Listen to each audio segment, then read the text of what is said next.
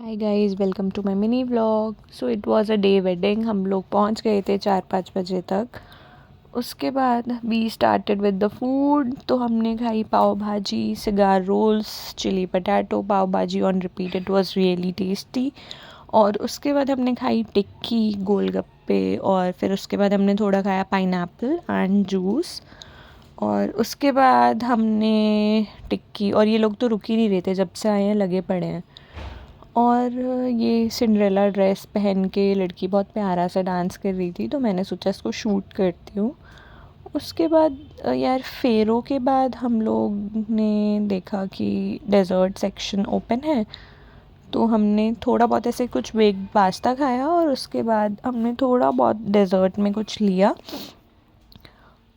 उसके बाद meet this cutie and after flexing my nails, it was end of my mini vlog. So will meet you next time, bye.